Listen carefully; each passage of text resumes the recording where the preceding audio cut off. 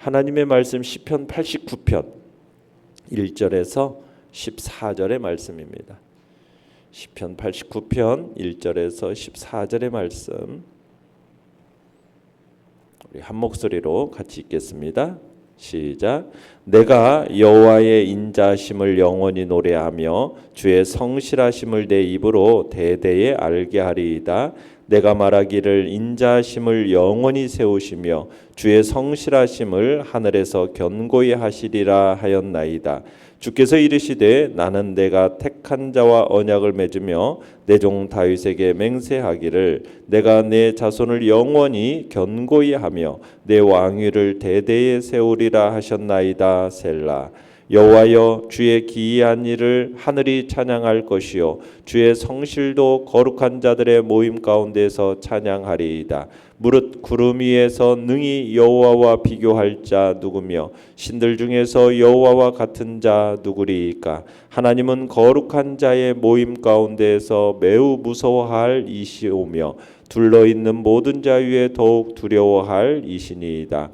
여호와 만군의 하나님이여 주와 같이 능력 있는 이가 누구리이까. 여호와여 주의 성실하심이 주를 둘렀나이다. 주께서 바다의 파도를 다스리시며 그 파도가 일어날 때 잔잔하게 하시나이다.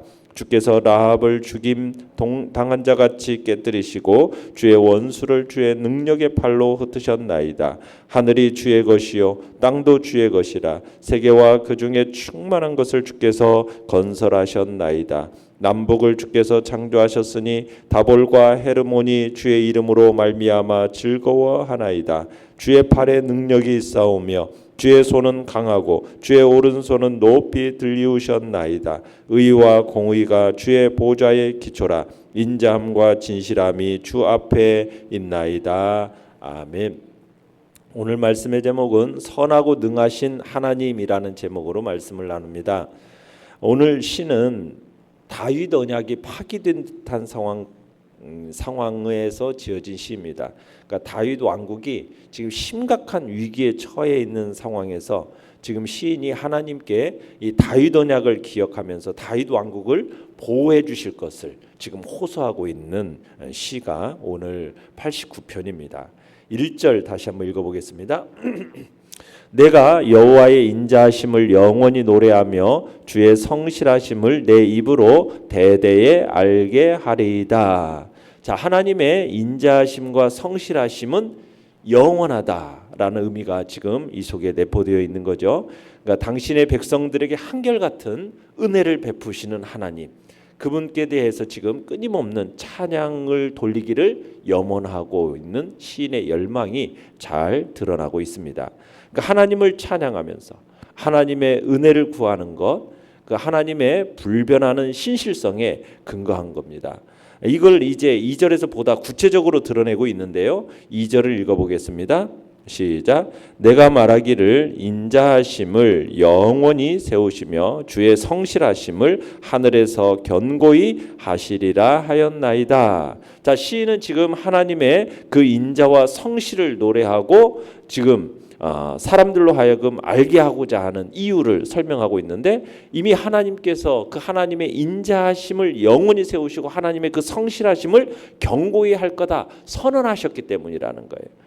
그러니까 여기서 세우다, 견고히 하다, 이런 말은 건축 용어인데 마치 사람이 건축물을 이렇게 견고하게 세우듯이 하나님께서 인자하심을 세우시고 성실하심을 견고히 하셨다. 하나님의 그 선하심과 인자하심, 그 부분에 대해서, 성실하심에 대해서 참으로 찬양을 하고 있는 겁니다. 자, 그러면서 내용관찰 문제 1번을 보시면 하나님께서 다윗에게 어떤 맹세를 하셨습니까? 자, 3절 4절을 읽어보겠습니다. 시작. 주께서 이르시되 나는 내가 택한 자와 언약을 맺으며 내 종 다윗에게 맹세하기를 내가 내 자손을 영원히 견고히 하며 내 왕위를 대대에 세우리라 하셨나이다. 자, 하나님께서 친히 맺으신 이 언약을 가리켜서 다윗과 맺은 언약, 다윗 언약 이렇게 부릅니다. 다윗 언약. 그러니까 다윗은 하나님의 선택을 받아서 하나님을 대신해서 신정 왕국 이스라엘을 다스리는 통치자가 되었어요. 그러니까 하나님의 선택받은 종으로서 성실하게 하나님의 뜻을 잘 수행했어요. 그러자 하나님께서 이러한 다윗을 사랑하셔서 그와 더불어 영원한 왕권을 보장하는 다윗 언약을 맺으셨어요. 그러니까 하나님이 다윗과 그의 자손이 비록 범죄하더라도 징계는 하겠지만 그 왕위만큼은 내가 빼앗지 않겠다. 그렇게 말씀하시고 그 다윗 왕권을 영원히 보장해 주실 것을 약속하신 겁니다. 그런 약속이 이제 오늘 3절 4절에 나오는 이 다윗 언약의 이야기인 거죠. 자, 내용 관찰 문제 2번입니다. 자, 시인은 하나님을 어떤 분으로 묘사합니까? 그러니까 시인은 지금 하나님을 어떤 분으로 묘사하느냐? 위에 다윗 언약을 충분히 지켜낼 수 있는 분으로서 묘사를 합니다.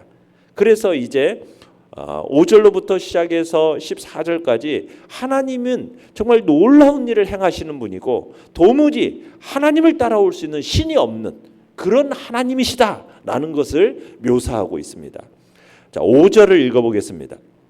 시작. 여호와여 주의 기이한 일을 하늘이 찬양할 것이요 주의 성실도 거룩한 자들의 모임 가운데에서 찬양하리이다. 자, 여기서 주의 기이한 일, 이것은 하나님의 그 어미하심, 위대하심, 자애로우심, 그 하나님의 능력, 신성, 거룩하심, 이게 다 반영되어 있는 이게 주의 기이한 일 속에 다 들어 있습니다.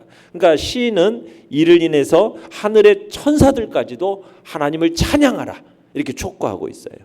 그러니까 이 주의 성실하심, 하나님의 그 자신의 성품을 나타내시기도 하지만은 당신의 백성들과 맺으신 언약에 성실하신 분이라는 걸 나타내는 뜻도 있거든요. 그러니까 하나님께서 다윗과 맺으신 언약을 성실하게 이행하셔서 지금 이 위기에서 건져주시기를 바라는 지금 시인의 간절한 염원이 이 말 속에 함축되어 있는 겁니다.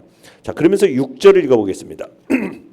시작. 무릇 구름 위에서 능히 여호와와 비교할 자 누구며 신들 중에서 여호와와 같은 자 누구리까? 자, 시인은 지금 사람들이 거하는 땅보다도 훨씬 탁월한 영역, 천상의 존재 어떤 것도 하나님과 비할 수 없다. 지금 그걸 노래하고 있어요. 그러니까 하나님의 그 절대적인 주권, 권능, 이걸 강조하고 있는 거죠. 그 어떤 권능과 능력을 가진 존재들이라 할지라도 여호와와 같을 수 없다. 이것을 강조하면서 지적하고 있는 겁니다. 또 7절 8절도 읽어보겠습니다. 시작. 하나님은 거룩한 자의 모임 가운데에서 매우 무서워할 이시오며 둘러있는 모든 자 위에 더욱 두려워할 이시니이다. 여호와 만군의 하나님이여 주와 같이 능력 있는 자가 누구리이까? 여호와여 주의 성실하심이 주를 둘렀나이다. 자, 하나님께서는 이 천상의 위험 있는 존재들일지라도 일거에 놀람과 두려움 속에 넣으실 정도로 절대적인 우위에 계신 분, 그분이 누구입니까? 하나님이라는 거예요. 그러니까 하나님을 중심으로 지금 천사들이 둘러 있어요. 여기서 둘러 있는 모든 자, 이 천사들을 얘기하는데 그 모든 자들이 두려워할 분, 그분이 바로 하나님이더라. 그러니까 하나님께서는 비록 천사들과 함께 계시지만 그 천사들과 비견될 수 없을 정도로 절대적 우위에 계신 분이다. 그리고 성실하심으로 둘러싸인 이 하나님, 그 어떤 존재와도 비교할 수 없는, 능치 못할 것이 없는 전능자이심을 지금 선언하고 있는 겁니다.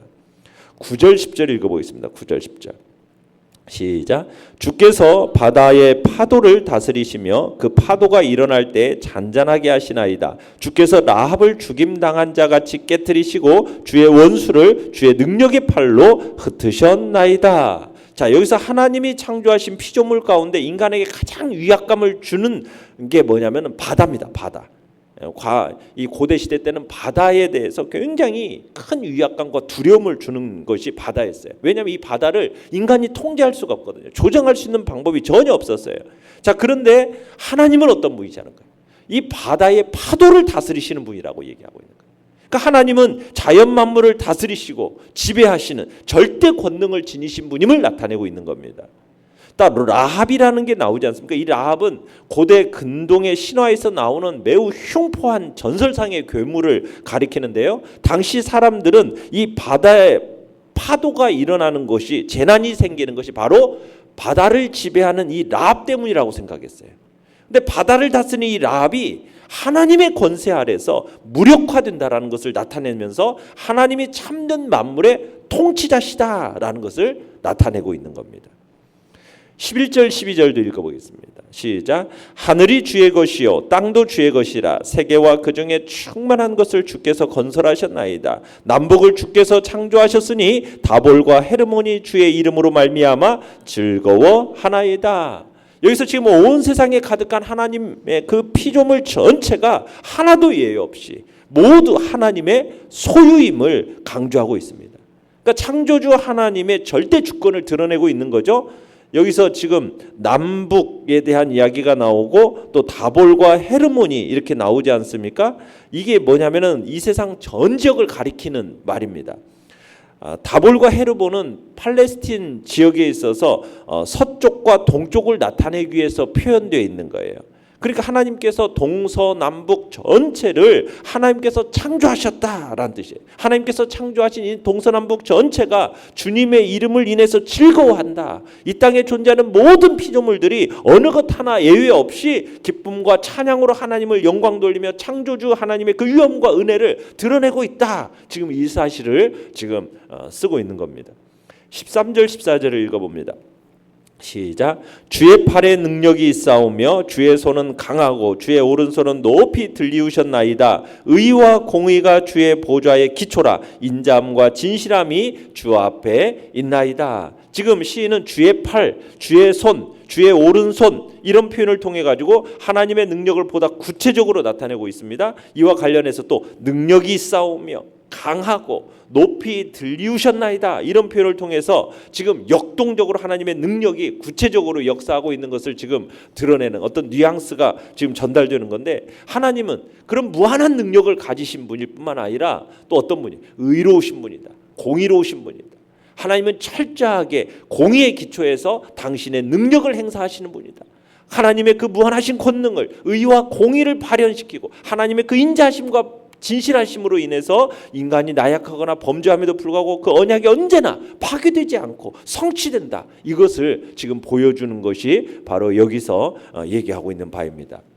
자, 연구와 묵상 문제 3번을 보시면, 자, 시인이 언약을 세우신 그 하나님의 탁월한 능력을 찬양하는 까닭은 무엇이겠습니까? 하나님은 다윗에게 약속한 그 다윗 언약을 충분히 지킬 의지와 능력이 있는 분이다. 그래서 하나님의 그 약속은 반드시 성취될 것이기 때문에 지금 하나님의 그 탁월한 능력을 찬양하고 있는 겁니다. 지금 시인은 다윗 왕조가 지금 어떤 상황에 있어요? 멸망의 위기에 지금 처해 있어요. 어떻게 보면 멸망이 기정사실화되어 있어요. 왕의 왕관은 지금 땅에 던져지고 나라는 원수들에 의해서 수탈당하고 이런 상황 속에서 지금 하나님께서 다윗에게 주신 그 언약과는 어떻게 보면은 그 상황이 사뭇 다르지 않습니까? 어떻게 보면은 지금 하나님은 분명히 말씀하셨어요. 다윗에게 주신 언약을 통해서 다윗과 그의 자손은 범죄하고 징계를 받지만은 그 왕위만큼은 절대로 빼앗겨야 하지 않겠다라고 분명하게 약속하지 않으셨습니까? 다윗의 왕권을 영원히 보장해 줄 거라고 약속하지 않았습니까? 그런데 지금 정황은 어때요? 다윗 왕조가 지금 몰락으로 치닫고 있는 거예요. 누가 보아도 다윗 언약은 파괴된 것처럼 보이는 상황이에요. 이런 상황 속에서 지금 시인은 뭘 얘기하는 거예요? 언약을 세우신 하나님, 그 하나님은 탁월한 능력을 가지신 분이다라고 찬양을 하고 있는 거예요. 왜 그러겠어요? 이 다윗 언약이 파기된 것처럼 보이는 상황이지만 인자와 성실하신 그 하나님의 그 영원한 성품을 우리가 근거로 할 때 하나님은 변하지 않으시고 하나님은 그 언약을 결코 파기하지 않으신다는 그런 확신 가운데서 그 하나님의 능력을 찬양하고 그 탁월하신 능력을 근거로 해서 반드시 다윗 언약에 비록 지금은 절체절명의 위기에 있다 할지라도 반드시 그 언약을 근거로 해서 구원해 주실 것이다. 그리고 구원해 주실 것을 지금 호소하고 있는 것입니다. 느낀 점 4번입니다. 하나님은 자신의 백성에게 은혜 주시기를 원하며 그 능력이 크시다는 시인의 고백에서 무엇을 느낍니까? 자, 우리가 믿는 하나님은 우리에게 은혜를 주시고 싶어 하시는 분이십니다. 그리고 은혜를 주실 능력이 충분하시고 그리고 인자와 성실하신 분임을 우리는 느끼고 우리의 마음속에 새겨야 됩니다. 그리고 우리는 분명히 하나님의 은혜를 받고 있음을 우리는 기억해야 됩니다. 우리는 시인과 같이 하나님의 인자하심, 하나님의 그 성실하심이 영원하다, 그런 확신을 우리는 가져야겠습니다. 그리고 하나님의 언약은 반드시 성취된다, 파기됨이 없이 반드시 성취된다는 사실을 우리는 믿어야겠습니다. 하나님에 대한 그 믿음이 흔들리지 않냐고, 비록 현실적으로 하나님의 언약이 파기되는 것처럼 보인다 할지라도 시인과 같이 하나님의 그 인자하심과 성실하심은 영원하다, 우리는 노래할 수 있어야겠습니다. 하나님은 우리에게 반드시 은혜를 주시는 분임을 믿으시길 바랍니다. 그 은혜를 주시기에 그 능력이 충분하신 분이고 그 능력이 크신 하나님임을 우리들이 신뢰하면서 하나님의 약속을 붙들고 오늘도 그 하나님의 인자하심과 성실하심을 근거로 주님 앞에 나아가는 이 자리가 되시기를 간절히 바랍니다. 결단과 적용 5번입니다. 최근에 내가 경험한 하나님의 은혜는 무엇이며 그 은혜에 어떻게 감사했습니까? 은혜에 합당한 삶을 살기 위해 오늘 실천할 일은 무엇입니까? 우리가 항상 하나님의 은혜를 받고 있습니다. 그 은혜를 오늘도 다시 한번 참으로 돌아보면서 내게 베푸신 은혜가 뭘까? 그 은혜, 결코 하나님은 인자하심과 성실하심을 우리에게 절대로 거두지 아니하시고 영원토록 그 인자하심과 성실하심을 베푸시는 분인데, 내게 베푸신 은혜를 오늘도 다시 한번 기억해내면서 그 하나님을 찬양하고 감사하는 자리가 되길 바랍니다. 오늘의 기도 같이 읽겠습니다. 시작. 내게 주시는 은혜를 깨닫게 하시며 진실한 마음으로 감사하게 하소서. 아멘.